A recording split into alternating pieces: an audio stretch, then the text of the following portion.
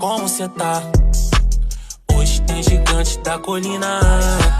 Tô na barreira, pode brotar. Traz a tua amiga vascaína, minha torcida. E o Coutinho votou querendo demais. Anota mais 3 pontinhos na conta do pai. A barreira vai virar baile. A barreira vai virar baile. Tô muito feliz, não só pelo gol, mas mais uma vez pelo bom desempenho que a equipe teve. A gente sabia da dificuldade do jogo, mas a gente fez o que o professor pediu e graças a Deus estamos com mais 3 pontos. Parabéns pelo seu gol. Indo pelo seu primeiro gol como é indiscutível profissional. com essa camisa, desde 10 anos nesse clube, essa felicidade, agradecer a Deus, essa torcida linda, minha família. Te amo, Vasco, vamos!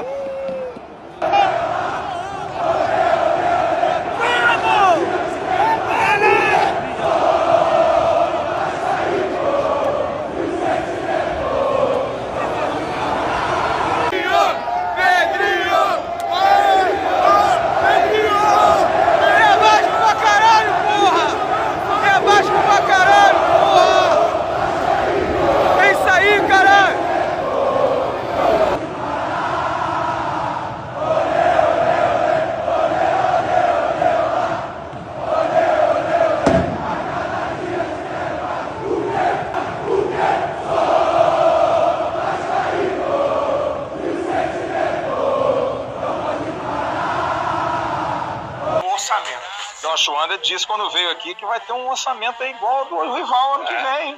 Ele prometeu, eu tava lá na frente dele e ouvi. Ele falou, e aquele jogo Vasco-Flamengo, no final...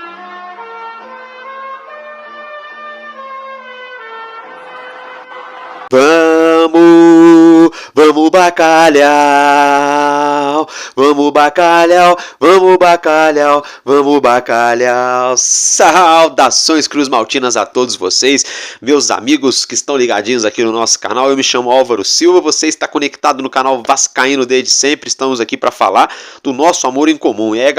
Galera, deu Vascão, né? Não tem como não perceber o sorriso de dente, ó, de orelha a orelha do amigo aqui. É só dente que aparece e assim vai ser o sorriso de todo vascaíno durante toda a semana aí. Um ótimo presente que nós ganhamos nesse domingo à noite, né? Essa vitória maiúscula fora de casa diante o Internacional, a imprensa, né, no modo geral, a mídia aqui do nosso país, as casas de apostas, os comentaristas, né, os críticos, tudo se levava a crer que o Internacional ia passear. Estavam pagando aí quase R$10 na vitória do Vasco contra 1,30, 1,50 no Internacional. Um desdém, um desrespeito com a instituição Vasco da Gama. É verdade que o nosso time não vivia um bom momento, é verdade que não temos um elenco galáctico, mas ainda assim somos o Vasco da Gama. Eu estou muito orgulhoso dos atletas que entraram em campo, da garotada da base que vem surpreendendo dia após dia,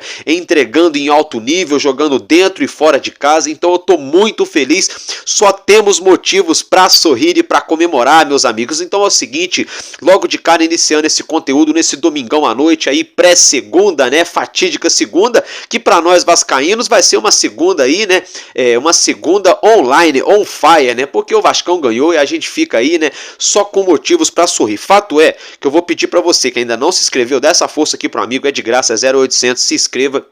Compartilha também o nosso conteúdo. Quer participar do sorteio para concorrer a 2 camisas originais do Vasco? Se torne membro a partir de R$2 por mês. Você já fortalece o nosso canal, ajuda a gente a ficar de pé e concorre a 2 camisas, né? Que eu vou fazer um sorteio exclusivo somente para os membros quando a gente bater 50 membros. Então eu já peço para você, acompanhe até o final. Vamos falar da partida. Se a gente não tomar nenhum direito autoral, vamos tentar mostrar os gols para vocês aqui. Eu confesso que é bem difícil. Tem rodada que a gente consegue, tem rodada que a gente não consegue, mas vamos tentar mostrar os gols aí, falar um pouquinho da rodada. Eu tô gravando aqui, tá jogando o Botafogo, abriu o placar no Newton Santos, tá vencendo o Galo Mineiro por 1-0, né? No momento que eu tô gravando, tudo isso pode mudar.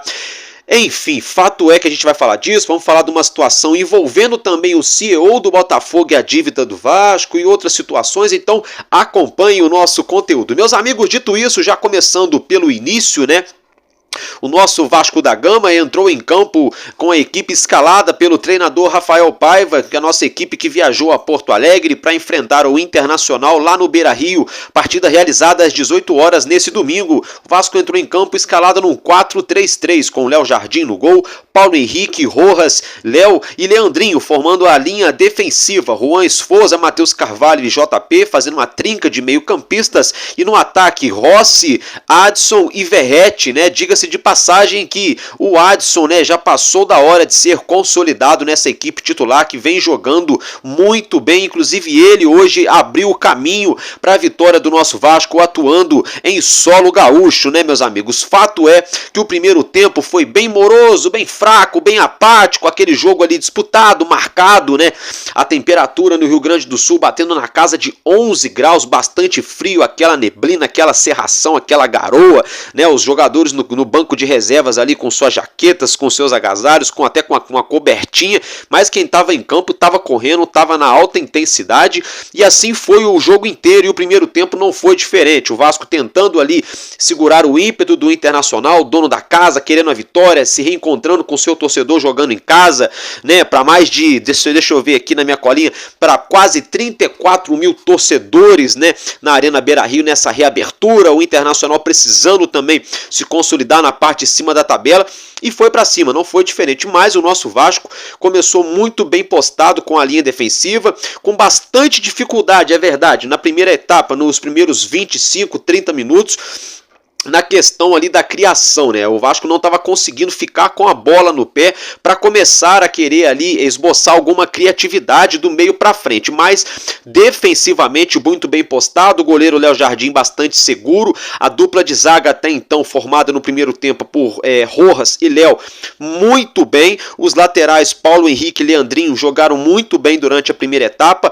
O que aconteceu é que lá no finzinho da primeira etapa ainda, se eu não me engano, acho que ali na casa dos 30 e poucos minutos, acho que foram 37 minutos, após um escanteio para o nosso Vasco, o Rojas, o nosso zagueiro, subiu para cabecear, o René, o lateral da equipe do Internacional, também subiu, e o nosso adversário acabou levando a pior, né? Na hora do choque, o Rojas caiu também ali com a cabeça sangrando, e o René do Internacional teve um corte muito profundo na cabeça, se eu não me engano, acho que até suspeita de fratura no crânio, ou uma trinca, enfim, foi levado para o hospital, a ambulância teve que entrar em campo, o jogo ficou paralisado quase 10 minutos, uma apreensão muito grande, todo mundo preocupado.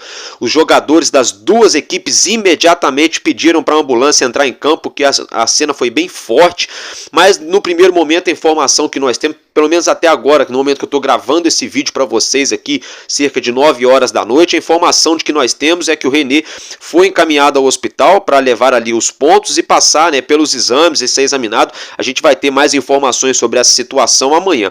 Fato é que agora, voltando para o jogo, o Rojas, o nosso zagueiro, né, só colocou aquela toquinha de natação, discutiu ali com o médico, pediu para o Paiva e voltou para o jogo, né? Terminou o primeiro tempo, o Rojas muito aguerrido, na minha opinião fez um ótimo primeiro tempo, ele que já tinha feito, né, um final de segundo tempo lá contra o Fortaleza aqui no Rio e São Januário, entrou bem também na partida de hoje. Aí logo na troca, né, do intervalo, o Rafael Paiva, né, por precaução, por ser uma pancada na cabeça, o Rojas já tinha passado por uma suspeita de concussão 2 rodadas atrás, ele foi substituído, e quem entrou foi o garoto da base do Vasco, o zagueiro Lincoln, né? Isso mesmo. Aí veio a segunda etapa, né? Ali o Internacional buscando novamente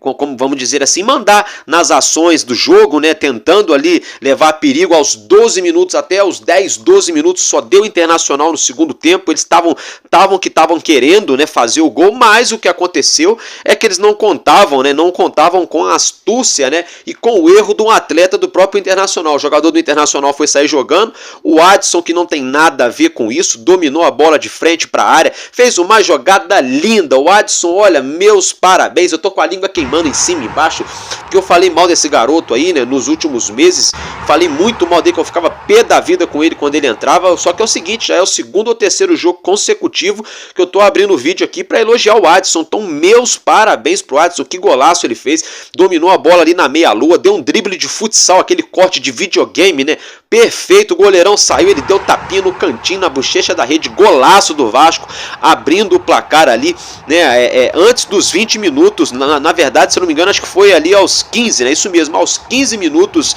da segunda etapa, abriu o placar para o nosso Vasco. Aí o que aconteceu? O Vasco continuou da mesma maneira, se bem postado ali as suas linhas defensivas, o Internacional tentando sair para a bafa para tentar recuperar o resultado, jogando diante do seu torcedor. Fato é que numa espetada do Vasco, né, teve até um lance ali que suspeitou-se inicialmente que poderia ser pênalti para o Vasco, só que não, o árbitro deu apenas escanteio. E nesse escanteio foi a origem do gol. Saiu o escanteio, né, o Vasco cabeceou, o goleiro Fabrício do Internacional jogou a bola muito pertinho do seu gol, ainda para frente, né? O zagueirão Lincoln, né, ele mesmo que tinha entrado no início da segunda etapa, não tem nada a ver com isso, estava sozinho na pequena área, colocou a bola para dentro. 2-0 Vasco no Beira-Rio.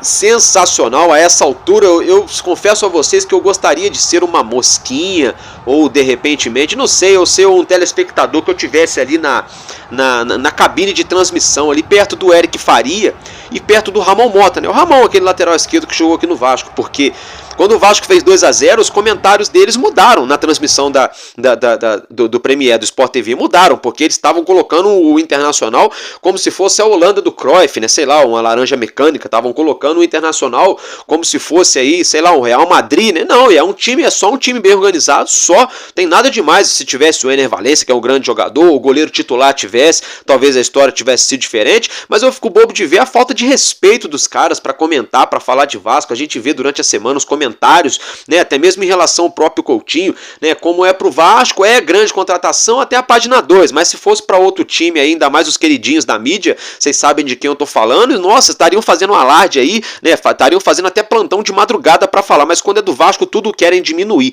Só que aí é o seguinte, né, eu gosto assim, contra tudo e contra todos, o Vasco foi lá em Porto Alegre, na casa do Internacional, né, a equipe que tá brigando ali, né, na parte de cima da tabela, e venceu com autoridade, com as suas limitações no elenco, com vários desfalques, faltando zagueiro titular, faltando lateral esquerdo, /atacante, que é o Lucas Piton, né, quase todas as assistências do Vasco aí no Brasileiro vem saindo do pé dele.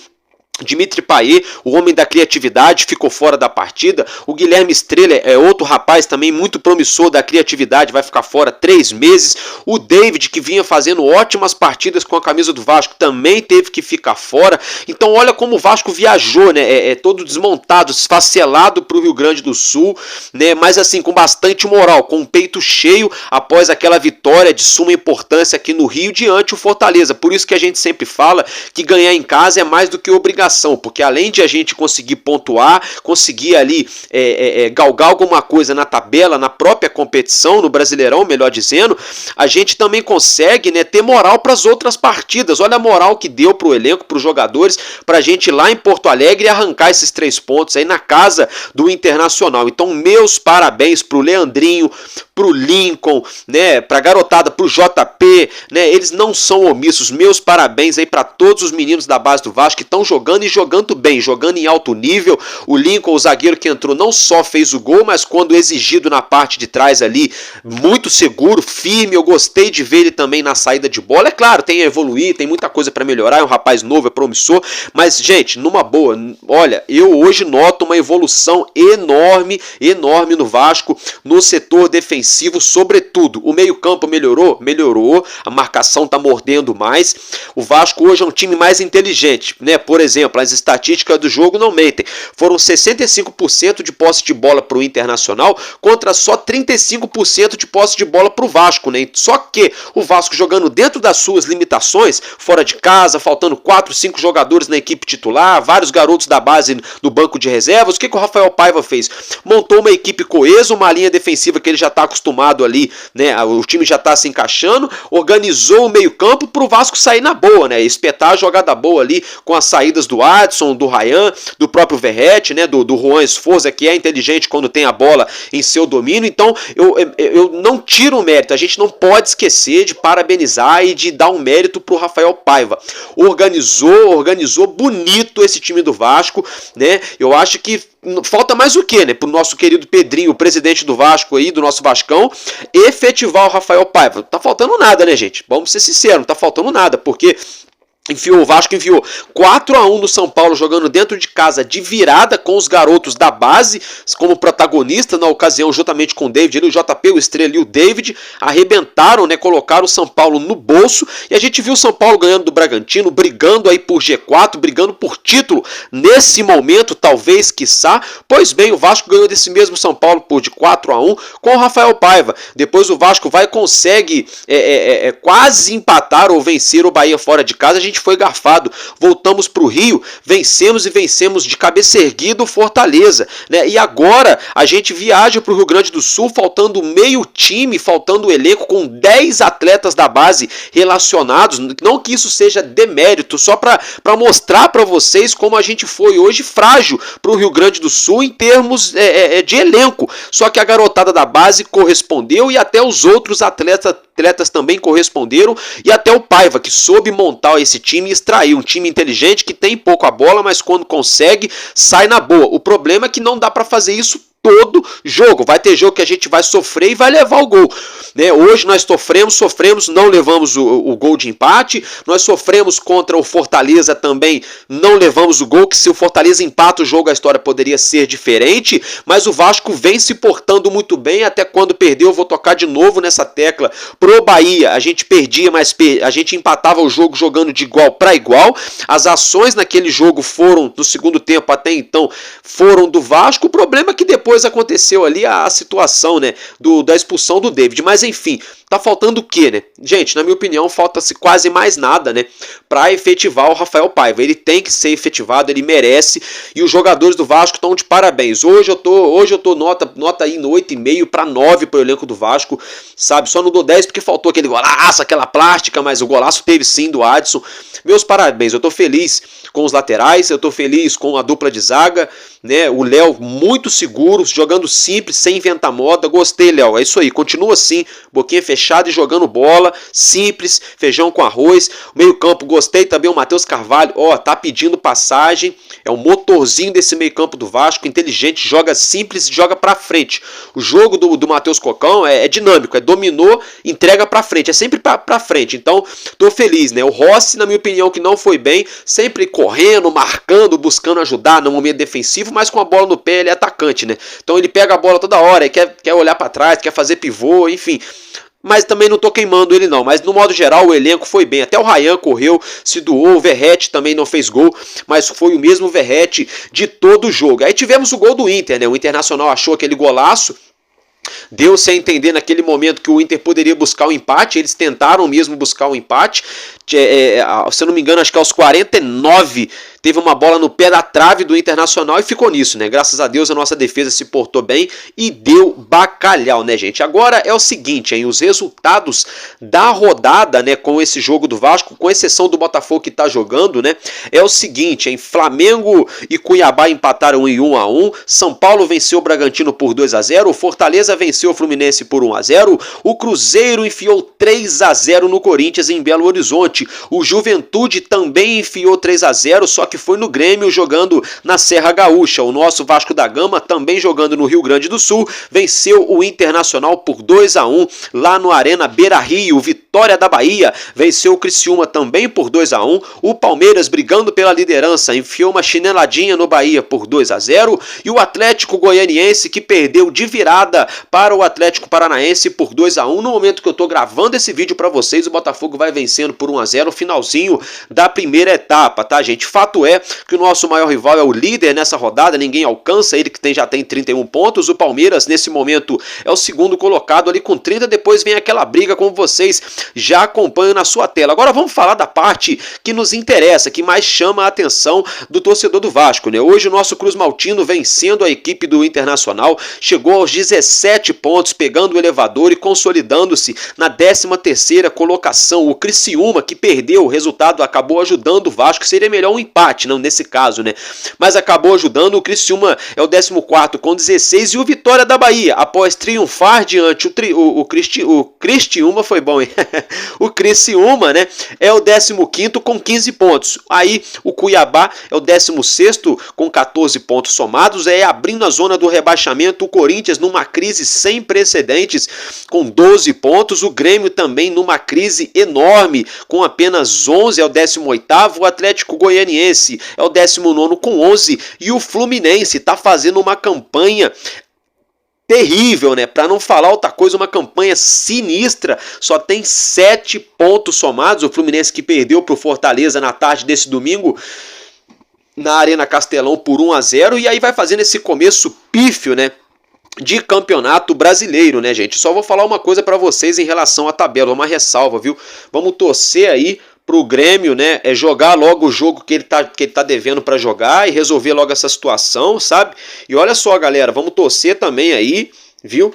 Para não ter patifaria no final desse campeonato, hein? Porque não sei não, hein? Se der ruim pro Grêmio, é perigoso quererem virada de mesa aí. O Fluminense está acostumado a querer fazer isso, né? A gente sabe que teve a paralisação aí do campeonato, teve as enchentes e coisa e tal, não sei. Enfim, vamos aguardar. Dito isso, meus amigos, muito feliz depois da vitória do nosso Vascão. Deixa eu passar para vocês uns assuntos importantes também do nosso noticiário. É o seguinte, hein? Segue a arte na tela, consultoria de CEO do Botafogo que cobra do Vasco mais de 15 milhões, sugere repasse dos direitos de Ryan ou penhora de premiações. Isso mesmo, gente. Sabe aquela consultoria que a gente já vem falando dela já há uns 2 dias, que o Vasco está devendo valores para eles, para essa empresa, na casa de quase 16 milhões de reais. Na verdade, para ser mais exato, são 15 milhões 817 mil 933 reais e 1 centavo. Esse é o valor que o Vasco deve para Matrix Capital LTDA. Essa empresa que faz consultoria na área de esporte, tá? Ela pertence ao CEO da SAF do futebol do Botafogo, isso mesmo, gente. E aí é o seguinte, foi acordado entre a SAF do Vasco e a Matrix Capital LTDA um pagamento de 15 milhões e 300 mil reais em 14 parcelas. O Vasco só pagou 8 parcelas referentes até o mês de maio, tá? Totalizando aí 2 milhões e 300 mil reais, que é justamente o mês quando a 777 deixou o controle acionário da SAF do Vasco da Gama.